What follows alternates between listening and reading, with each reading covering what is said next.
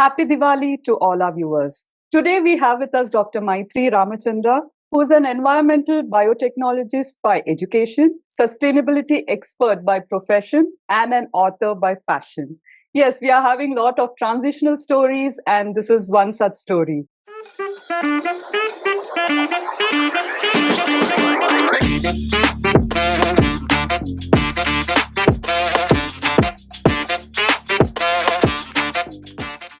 So welcome, Dr. Mythri, to Beyond Her Story. It's such a pleasure to have you here. Yeah, my pleasure. And happy Diwali to all viewers of Sneha's channel.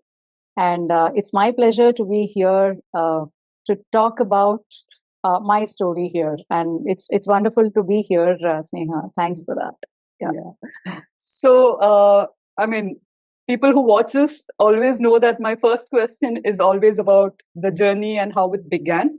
And since it's a journey where there are a lot of transitions, we'll start with the first one. Sure.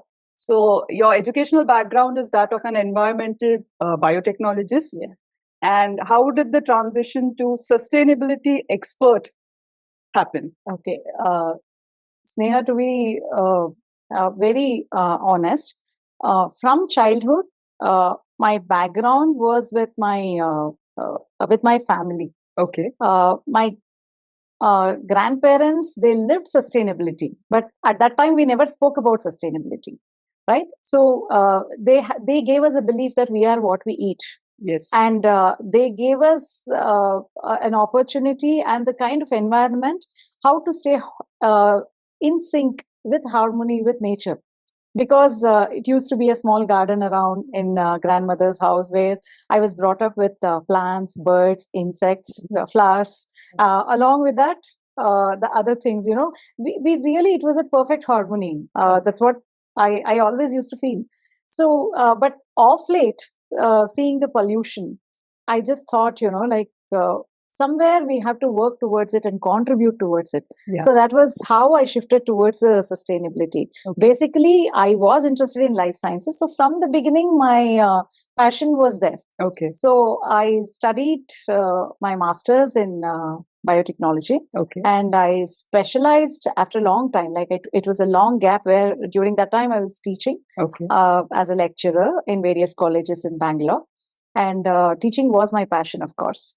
And then I just entered PhD with a passion to do research. Okay. That was truly a transition phase, I can tell you. Okay. Yeah. So I'm interested in your PhD that you did. You said you did it after quite some time, Yeah. right? So how did that happen? Like, was there some trigger which caused you to think about doing a PhD, or was there some reason behind doing it after such a long day? Yeah. Let me be very honest here. Initially, like any when I was a student, I had an amazing passion for doing research in a big way, getting into big university and having holding a position of a scientist. All these things were my dream. Okay. Right. But after masters, after I got married, I entered life was not a bed of roses for any woman for that matter. Yeah. Ideal versus real are totally different. Correct. It was no doubt a very smooth life after marriage as well. But what happens is when a woman gets into too much of family entanglements, somewhere she loses her purpose. Yeah. On the way. True. Her main purpose is to definitely, it's a wonderful process and wonderful journey of nurturing the family, nurturing kids, and in that process, that self-care gets lost somewhere. It is at that point that any woman she starts questioning herself. Yeah. So that happened with me also. I thought that is this all the purpose? Like I think I should contribute a bit beyond the family. So at that time, something triggered that, at least I have studied related to that. Yeah. So I have taken so much from the society. So it is time that I should give back something. it's not like I never had an idea of planning a career where I could earn from it or something. That never came to my mind. But I felt that I have really learnt it with a scientific perspective. So it is time that there are so many people who are unaware of things, the way they were segregating garbages, Yeah. because I could see so many pregnant women handling needles without gloves, and especially during the waste management scenario, that was it was a very heavy thing to Yeah. consume. I feel that that becomes an intellectual dishonesty if you know something but still you're quiet and you're not helping people to convey like what it is. Yeah. So more than a career, I felt that I have to get into that sustainability mode. But for that, I felt my knowledge was not enough. For teaching, definitely I had studied till masters. Yeah. But for me to give, you should fill your cup first. Yes. So Absolutely. I felt that, I need to learn more. I should delve deep into it. Yeah. That surface knowledge or style statements are not enough. Yeah. So I felt that, I should really dive deep into this. So that gave me an opportunity. That was one thing. And to be very honest, at the psychological level, maybe I had an audacity that, uh, at home, see, whatever sometimes I do, I get agitated, I get irritated, I get questioned. Let me get into an outside world. There I can do what I want. That audacity was there. The mindset that yeah, will that be mindset outside. was there. Yeah. But once I cleared the entrance exam and I got into research, uh, I must mention about them that my mentors, my pillars of strength were my guide and my mentor. My guide was Dr. Seema Tharano, Okay. and my mentor was Dr. V. Krishnamurthy. Okay. I think I'm indebted today, whatever little knowledge I have gained, I have tried to gain from a huge ocean. Yeah. I owe it to them. And if I'm something today, it is because of them. Dr. Mythri, we all know that, doing PhD is not easy. it needs a lot of effort to actually do your research and other things. And you have done it after years of gap. So how were you able to manage things at your doing your research and managing home? It was a crazy journey, Sneha, trust me, because at that time, we have elders at home who need a bit of medical attention as well, and children who have different energy levels who are studying. And I had two boys. They were wonderful, no doubt, but their energy levels were also very high. Yeah. And my husband was traveling quite often. So it's like at home, while I had to prepare, I had to really plan scientifically at home also. Because if I had to plan for a 48 hours stretch experiment in the lab, so at that time I had to plan for the dosa and idli batter. And I had to really plan how to really chop the vegetables and mix and match the vegetables so that I can use it for the menu that has to be cooked for kids and the menu that has to be cooked for elders. And if I had to travel, and the kids had various extracurricular activities like their sports, music, and I had to travel with them for their competitions, tournaments, and I had to manage that on one front. And at the same time, I could not take the home stress to the college. Thankfully, I had got wonderful mentors who could understand, and they really inspired me that no, you can do it. So it is like in the lab, I had to leave things back and involve there sometime. And especially when I used to involve too much in the laboratory, it used to give me a kitchen feeling that I was all alone in the research lab doing this. I almost used to work like kitchen, like I was cooking food for people at home, I was cooking food for microbes in the lab. So it was like that. So I had developed a wonderful connect there as well. So it was an excellent journey, Sneha. I must say that it was difficult, no doubt. But that 4 years, you complete things at home and you come to a college where you have all youngsters around and learning minds around, and you get that energy to pump up yourself and stop cribbing for unwanted things. And you might have a lot of challenges, but with that, when your mind is open for learning, you feel that you will not stay in a problem mode. You feel that, yes, I think I can get a solution for this. That's one thing that was wonderful about my PhD, what it taught me, that resilience and that, stay calm. It's okay. Things will be fine. So maybe we can talk a bit about your, after your PhD, you're doing associated with a lot of NGOs. Yeah. And you're helping in creating a sustainable, what do you say, planet? It's like a drop in an ocean. Yeah. But I think that is how, we'll be able to move towards it. Like if everybody thinks, how will my drop contribute? I think then nothing will move. So if you could share a bit of the kind of projects that you undertake under this. Actually, I do a freelancing consultation as well. And I work with NGOs like Ecowatch, that is run by an ex-cine star and also an environmentalist, Suresh Heblikar, and his son Akshay Heblikar. They are doing an amazing job because they are spreading awareness about how important it is to have lakes as water sinks for our urban areas where we are already facing groundwater depletion. And we are working on pollution of lakes with heavy metals and other toxins, and about with the usage of pesticides, how the waters are getting drained into the lakes, and how exactly we can detoxify lake in a natural way without using chemicals, and how important it is to preserve the biodiversity of that lake, so that that ecosystem is retained and you are in a safe place to breathe. They're doing a lot of awareness program, and I do conduct some webinars for various corporate as a part of their CSR initiatives.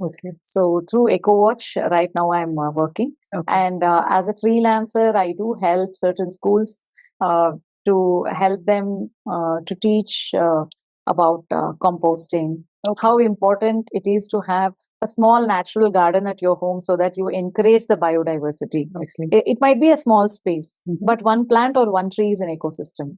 How it is trying to help you, because from the roots, you will see some microorganisms helping the soil to enrich its nutrition. And the plant, it houses so many birds or insects or trees, how it is attracting pollinators without the pollution. So in that process, how you are spreading the local species, as a result of which that ecosystem, that biodiversity of the area is maintained, which is so important. Because it might be a small step, but without that, you are already seeing the huge climatic changes and chaos that what we are facing today. So we are definitely not leaving a safe world for our next generation. So we have that responsibility to keep it safe for our kids. So Dr. Mythri, I think it's an interesting journey, and from your education to your profession, I see there's a link, right? At least you grew up in an environment where you were passionate about nature and things like that. But there's something which has interested me is your book.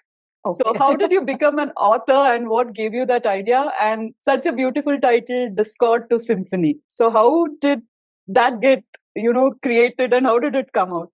Actually, Sneha, to be very honest, I had just journaled it. I had never dreamt it to be a book or published book or whatever.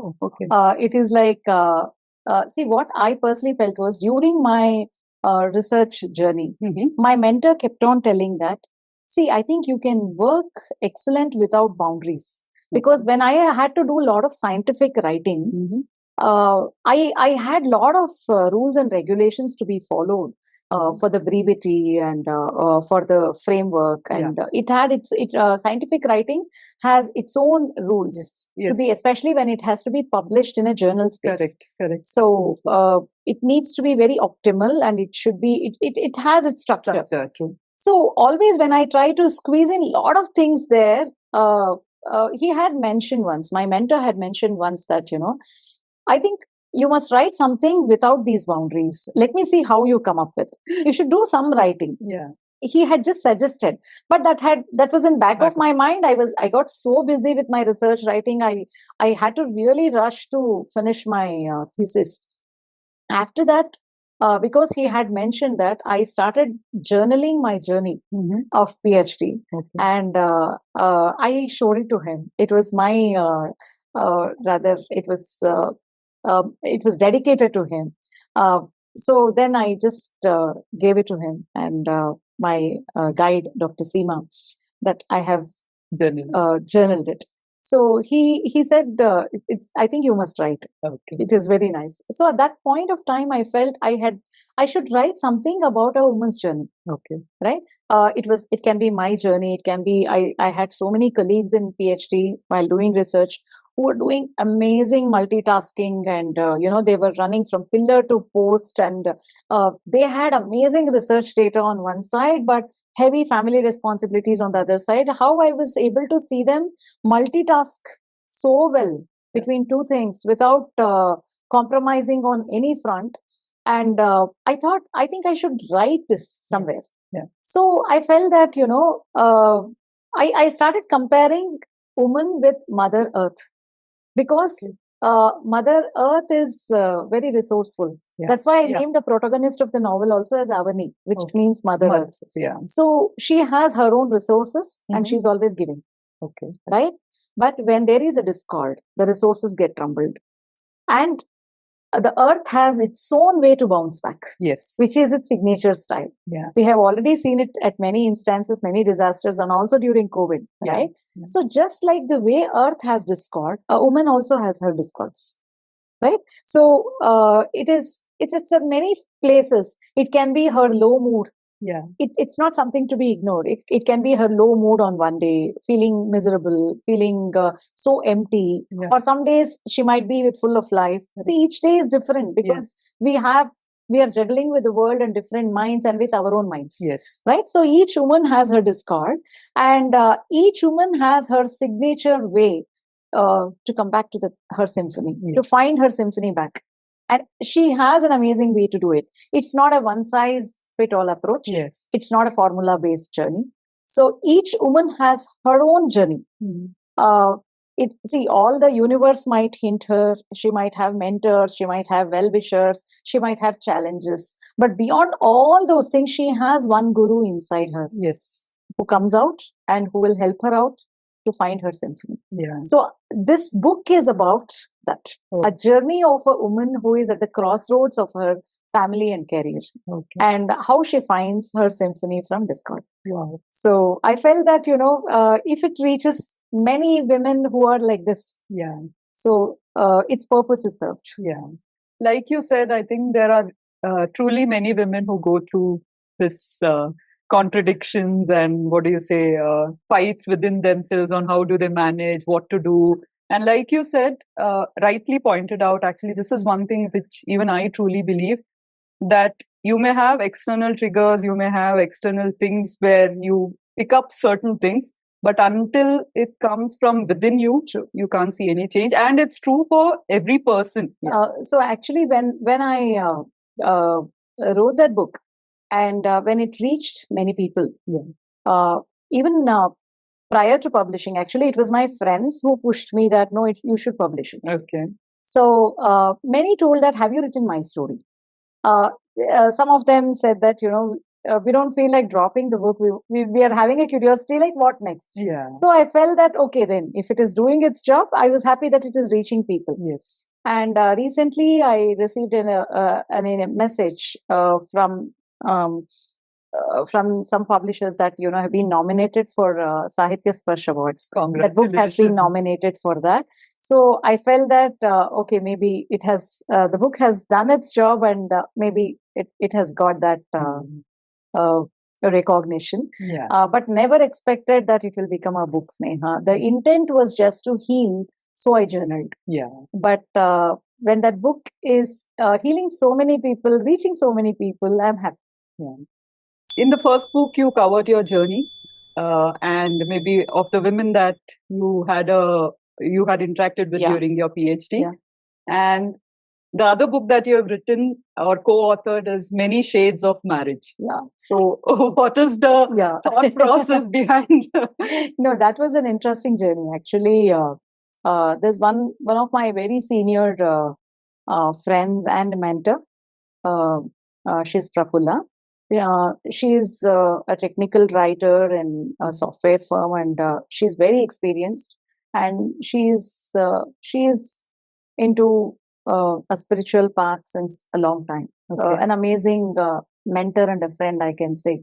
So I was trying to interact with her, and she used to come up with a lot of concern that that concept of marriage is so misinterpreted, and it is not passed on in a right way. The fundamentals of it is not passed on in a right way to the youngsters. So they feel that it is a casual institution where one can fit in and get out. It is such an unfortunate thing. I should write something about it. So she had come up with a lot of write-ups, but around same time, even my first book came up. So she said, she expressed that people will like stories better than advice. Yes, absolutely. So she suggested that why don't you try to weave a story. So she had a framework ready about the write-ups, about the concepts of marriage.